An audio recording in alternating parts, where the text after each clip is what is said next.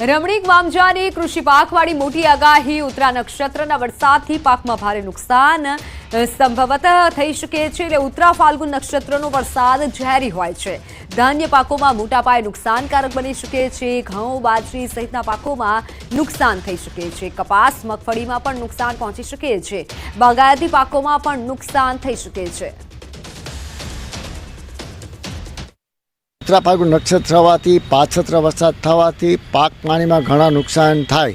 એમાં ખેડૂતને કહેવત છે કે આ ઉત્તરા ફાલ્ગુન વરસાદ ઝેરી હોય છે અને જે આપણે કપાસ પછી મગફળી બાજરો ઘઉં જુવાર જે પાક થાય એની ઉપર વરસાદ થવાથી જે અત્યારે વરસાદ ઘણા ફળ ઉપર અટાણે ખેડૂત મને કહે કે વરસાદ ક્યારે બંધ થશે, કારણ કે અમારા સીતાફળીની અંદર ફાલ આવતા નથી।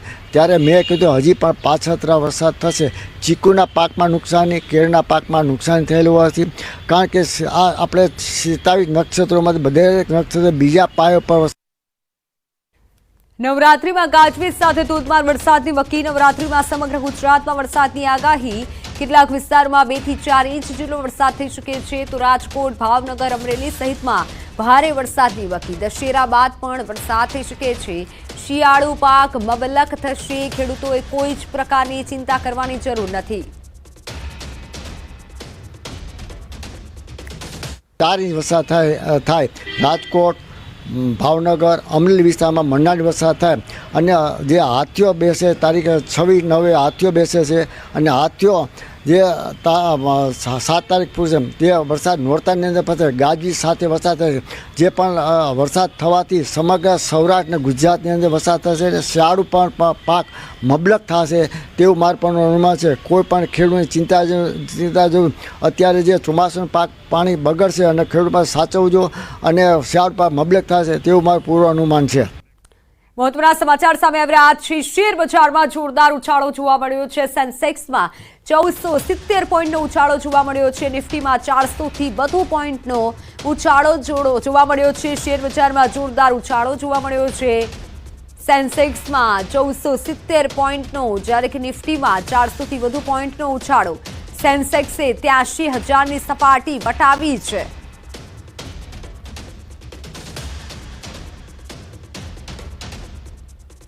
સેન્સેક્સમાં 1470 પોઈન્ટનો ઉછાળો નોંધાયો છે, જ્યારે નિફ્ટીમાં 400 થી વધુ પોઈન્ટનો ઉછાળો આવ્યો છે। સેન્સેક્સે 83,000ની સપાટી વટાવી દીધી છે। જોરદાર ઉછાળો શેર બજારમાં જોવા મળ્યો છે। સેન્સેક્સમાં વધુ ઉછાળો જોવા મળ્યો છે। 1470 પોઈન્ટનો ઉછાળો સેન્સેક્સમાં જોવા મળ્યો છે, જ્યારે નિફ્ટી 400 થી વધુ પોઈન્ટ વધી। મારી સાથે ફોનલાઈન પર સહયોગી સિદ્ધાર્થ જોડાઈ ચૂક્યા છે। સિદ્ધાર્થ, મોટો શેર બજારમાં ઉછાળો જોવા મળ્યો છે, શું વધુ જાણકારી? જી, અત્યારના જે રીતે પરિસ્થિતિ જોવા મળી રહી છે, સૌથી વધારે 1500 થી વધુ ઉછાળો જે જોવા મળ્યો છે। બપોરે 2 વાગ્યા સુધી એવી કોઈ પરિસ્થિતિ નહોતી કે જેમાં 1500 થી વધુ ઉછાળો જોવા મળે, પરંતુ જેમ જેમ સમય બંધ થવાનો આવ્યો છે અને અત્યારના વીક એક્સપાયરીની પહેલાનો દિવસ માનવામાં આવે છે, કેમ કે ફ્રાઈડે એટલે કે શુક્રવારે વીક એક્સપાયરી થતી હોય છે, પરંતુ જે રીતે નાસ્ડેકની અંદર એટલે કે યુએસ માર્કેટની અંદર પ્લસ જોવા મળી રહ્યું છે તે એક કારણ હોઈ શકે છે। હજુ સુધી એ જાણવા મળી રહ્યું છે કે ખૂબ જ મોટી સંખ્યામાં બાઇંગ જોવા મળ્યું છે, એટલે કે ખરીદારી મોટી સંખ્યામાં થઈ છે, જેના કારણે એટલી મોટી રેલી થઈ અને રેલીના કારણે જે 1500 પ્લસ છે તે આંકડો આવી ગયો છે। હવે જે જાણકારી મળી રહી છે તે પ્રમાણે જે અન્ય જે માર્કેટ્સ છે, જે રીતે ભારત પાસે સેન્સેક્સ છે તેવી રીતે લંડનનું પણ માર્કેટ છે, FTSE 100 એમાં પણ મોટો ઉછાળો આવ્યો છે, પેરિસના માર્કેટમાં પણ આવ્યો છે। એટલે કે એક રીતે આખા વર્લ્ડની અંદર બાઇંગની સિચ્યુએશન સર્જાઈ ગઈ હોય તે પ્રમાણેની પરિસ્થિતિ હાલમાં જોવા મળી રહી છે, જેના કારણે ભારતમાં પણ સેન્સેક્સમાં મોટો ઉછાળો આવ્યો છે। બિલકુલ, આભાર માહિતી બદલ। તો ભારતમાં સેન્સેક્સમાં મોટો ઉછાળો આવ્યો છે। અમદાવાદમાં સ્કૂલ બસ ચાલકે સર્જેલ અકસ્માતનો મામલો। સમગ્ર ઘટનાના સીસીટીવી ફૂટેજ સામે આવ્યા છે।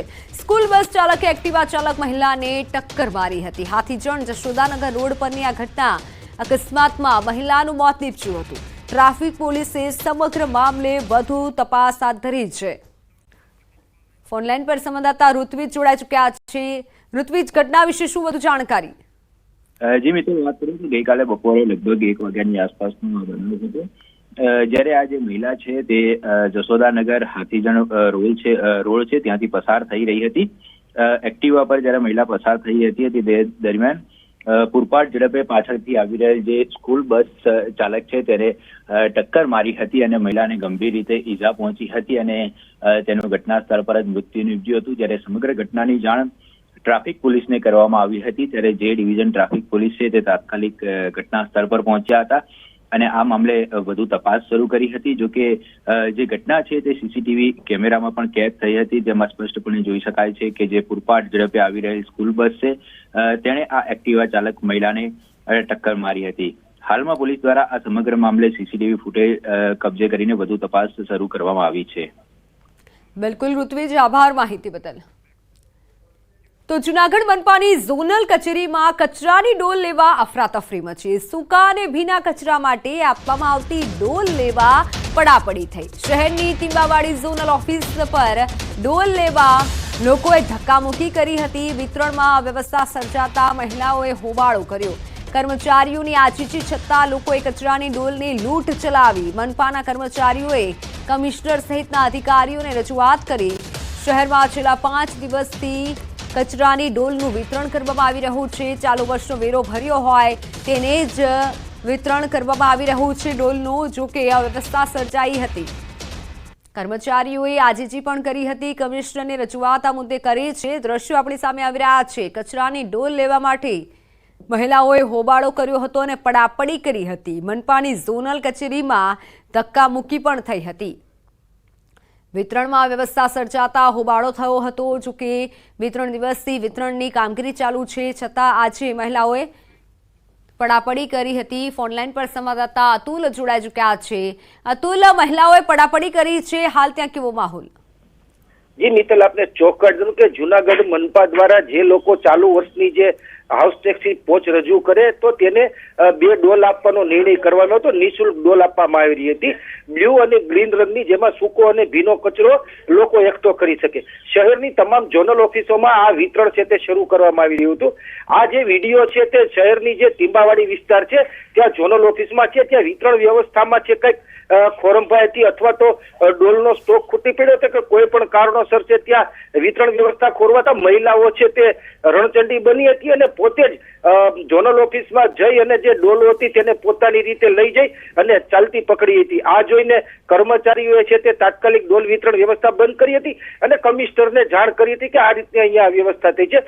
પણ આ ડોલને નીના વિડીયો વાયરલ થતા મહિલાઓએ પોતે જ પોતાની રીતે ડોલ લઈ લીધી હોવાનું સામે આવતા અનેક પ્રશ્નો ઉભા થયા છે। જી મિત્ર, બિલકુલ અતુલ, આભાર માહિતી બદલ। રાજકોટના ગ્રામ્ય પંથકમાં અતિવૃષ્ટિથી થયેલા નુકસાનનું સર્વે હાથ ધરાયો છે। જિલ્લા ખેતીવાડી વિભાગે અત્યાર સુધીમાં 108 ગામડાઓમાં સર્વે પૂર્ણ કરી દીધો છે, જેમાં 6845 હેક્ટરમાં 33% વધુ પાક નિષ્ફળ નીવડ્યો હોવાનું સામે આવ્યું છે। ખેડૂતોને અંદાજિત 5.5 કરોડ રૂપિયાનું નુકસાન પહોંચ્યું છે। કપાસ, મરચા, તુવેર, મગફળી સહિતના પાકોમાં વ્યાપક નુકસાન થયું છે। જિલ્લા કલેક્ટર મુજબ 8 દિવસમાં સર્વે પૂર્ણ કરી સરકારને રિપોર્ટ સોંપાશે। તો બીજી તરફ તાલુકા પંચાયતના સદસ્ય નિશ્ચિત ખૂંટે સર્વેની કામગીરી ગોકળ ગતિએ થતી હોવાનો આક્ષેપ કર્યો। તાત્કાલિક અસરથી સર્વે કરી સહાય ચૂકવવાની માંગ સાથે કલેક્ટરને આવેદન આપ્યું।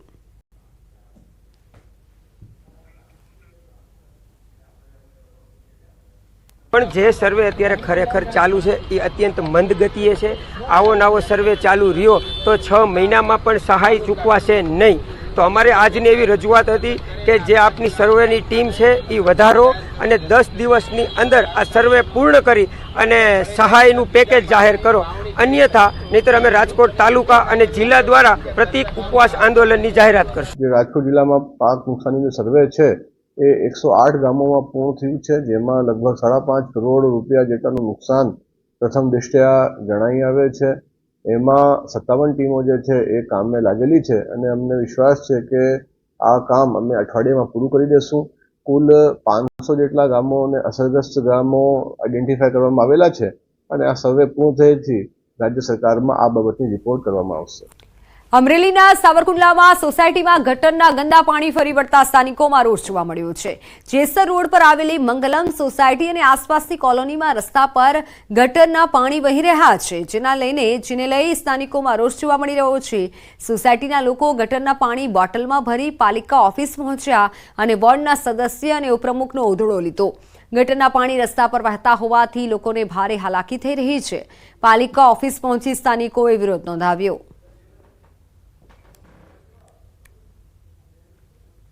છેલ્લા 2 માસથી આ ગટરનું ગંદુ પાણી ઉભરાય અને મંગલમ સોસાયટી, પટેલ સોસાયટી સહિત જેસર રોડની અનેક સોસાયટીઓમાં વહી રહ્યા છે. અહીંના રહીશો આ ગંદકીનો સામનો કરી રહ્યા છે. રોગચાળો પણ ફાટી નીકળ્યો છે. સમાચારોમાં હાલ સમય થયો છે વિરામનો.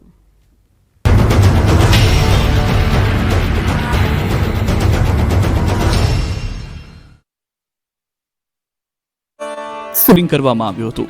સુરતમાં ગણેશ ઉત્સવ પહેલા અશાંતિ ફેલાવવાના આરોપમાં 2 મહિલાની ધરપકડ કરાઈ છે. લઘુમતી સમાજની 2 મહિલાઓએ 2 બાળકોની દુકાનમાં લાવી હતી અને બંને બાળકોએ પ્રતિમાને ખંડિત કરી હતી, જેના કારણે દુકાનદારને 60,000નું નુકસાન થયું હતું. તો બીજી તરફ સુરતના મોટા ગણેશ મંડળો પોલીસ રક્ષણની માંગ કરી રહ્યા છે. સૈયદપુરામાં બનેલા બનાવ બાદ મંડળોમાં ભય છે. શહેરના કુટ વિસ્તારમાં મોટા આયોજકો સુરક્ષા સલામતી માટે પોલીસ બંદોબસ્તની માંગ કરી સ્થાનિક પીઆઈ તેમજ કમિશનર સુધી રજૂઆત બાદ શહેર પોલીસે મોટા ગણેશ મંડળોને પોલીસ સ્ટાફની ફાળવણી કરી છે, જેમાં 2 પોલીસ જવાનો આખો દિવસ ગણેશ પંડાલમાં તૈનાત રહેશે.